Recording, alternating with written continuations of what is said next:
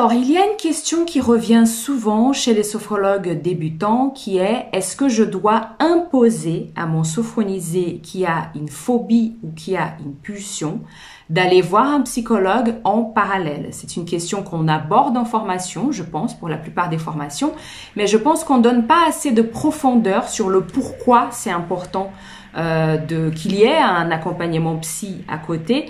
Et du coup, certains sophrologues se posent la question: est-ce que, oui, mais bon, est-ce que dans mon cas, je peux quand même y aller? Il m'a dit ou elle m'a dit qu'il a déjà fait un accompagnement psy il y a quelque temps et qu'il a arrêté, donc bon, il a quand même été accompagné, etc. Est-ce que oui ou non, je dois imposer cet accompagnement à côté?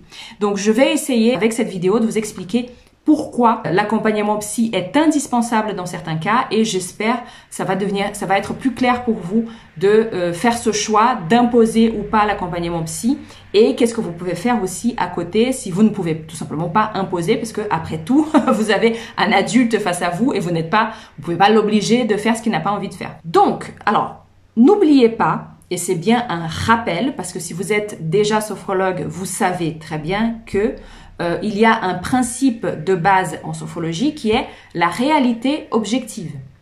Donc, on ne peut tout simplement pas proposer des accompagnements dont l'objectif n'est pas réaliste à nos sophronisés.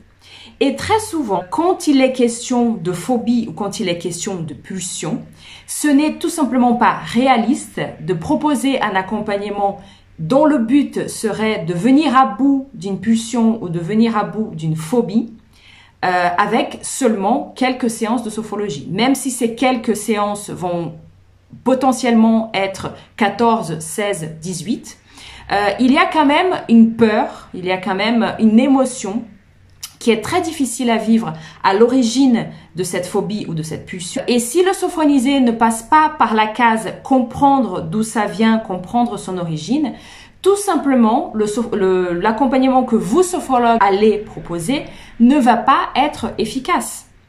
Peut-être que vous allez l'aider à être plus calme, peut-être qu'il va plus facilement se confronter à la situation, peut-être même qu'il va arriver à se débarrasser de cette phobie ou de cette pulsion, mais il y a des grandes chances que ça revienne plus tard sous une autre forme.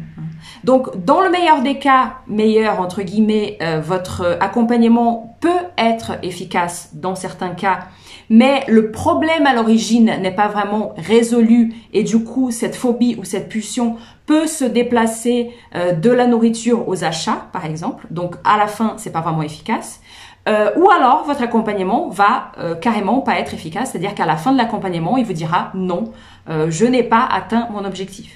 Donc, c'est la raison pour laquelle la phobie et la pulsion sont, encore une fois, soit une peur très très forte, soit une émotion, un manque très très fort qui sont à l'origine. Et encore une fois, ces sentiments-là, ces émotions-là sont importantes pour se sophroniser. Il a besoin de cette peur. Cette peur le protège de quelque chose. Il y a peut-être un traumatisme à la base. Et nous, les sophrologues, on n'est pas équipés, on n'est pas outillés pour aller chercher quel est ce traumatisme. Donc, on va pas s'occuper de ça. On va l'aider à directement, si l'objectif qu'on se fixe avec lui est de vraiment gérer ou maîtriser la phobie, restons sur l'exemple de la phobie, mais le parallèle peut se faire avec la pulsion. Si on se fixe comme objectif de maîtriser une pulsion de monter dans un avion, par exemple, à un moment donné, on va être obligé de le mettre face à face avec la situation qu'il craint, c'est-à-dire prendre l'avion. Donc, on va proposer à ce sophronisé de s'imaginer monter dans un avion. Il va lever la main. Donc là, je suis en train de faire référence à un outil que les sophrologues connaissent qui est la sophrocorrection sérielle. Donc, on va être obligé à un moment donné de passer par ça et on va y rester le temps nécessaire pour que ce sophronisé, il finisse par monter dans l'avion et être dans l'avion et qui sait arriver à destination. Sans être en panique, sans être justement, sans qu'il y ait de manifestation de cette phobie. Donc là, on est quand même sur quelque chose de... C'est ça l'outil qu'on a en tant que sophrologue pour aider quelqu'un à surmonter ou à mieux gérer une phobie. Donc ça peut être un moment très difficile à vivre. Et il y a certains sophronisés qui vont se déconnecter de ce qu'on raconte, du coup, qui ne vont pas lever la main lors de cet exercice de visualisation, justement, ne vont pas se laisser aller totalement à ce qu'on leur propose parce que tout simplement, ça fait trop peur. Ou, comme je disais, il y en a qui vont se laisser aller, qui vont finalement surmonter ça et ce sera pas vraiment efficace parce que cette peur qui est à l'origine de ça, elle est là pour une raison. Le psychisme humain, il ne crée pas des peurs comme ça pour nous embêter. Donc, il y a quelque chose à l'origine qui n'a pas été traité et il va juste quelque part, on va juste quelque part maquiller la situation. On va on va l'étouffer et c'est pas une vraie solution.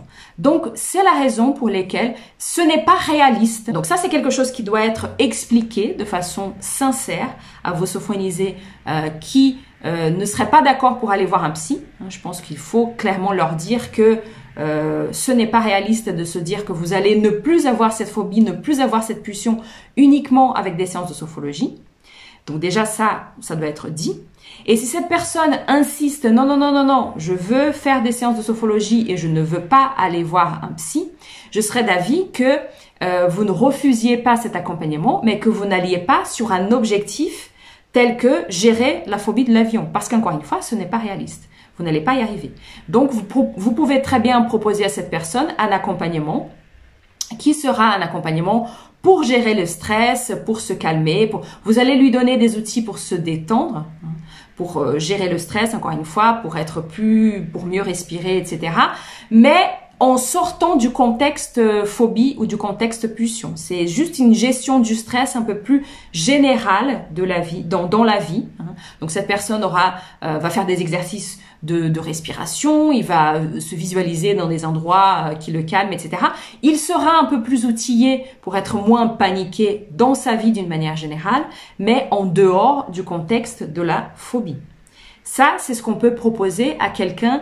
Donc, ça reste réaliste, parce qu'on n'est pas, justement, dans mon objectif, je n'ai pas promis, entre guillemets, je ne me suis pas engagée avec mon sophronisé sur un objectif qui serait dans 12 ou dans 14 ou dans 16 séances, vous allez être capable de prendre l'avion. Alors, peut-être pas totalement serein, parce que ça, c'est pas non plus réaliste, mais vous allez être capable d'y aller. Je ne suis pas engagée à ça. Donc, d'aller vers un accompagnement qui serait plutôt une amélioration du quotidien, gérer son stress, se calmer, s'apaiser, est réaliste. Parce que je ne suis pas, encore une fois, dans le contexte de la phobie. Donc voilà, j'espère que c'est un peu plus clair pour vous pourquoi, dans certains cas, l'accompagnement psychologique, il est indispensable si on veut vraiment aller au bout d'une phobie. Ce n'est tout simplement pas réaliste de se dire que, en visualisant la situation en question, on va vraiment venir à bout d'une phobie ou venir à bout d'une pulsion. C'est pas une simple exigence que vous allez sortir de nulle part. À partir du moment où ils comprennent que votre accompagnement ne sera pas efficace sinon, c'est leur choix. Et vous, en tant que professionnel, vous vous engagez pas sur quelque chose qui n'est pas réaliste. Voilà, j'espère que cette vidéo vous aura aidé. Je vous retrouve très vite pour une nouvelle vidéo.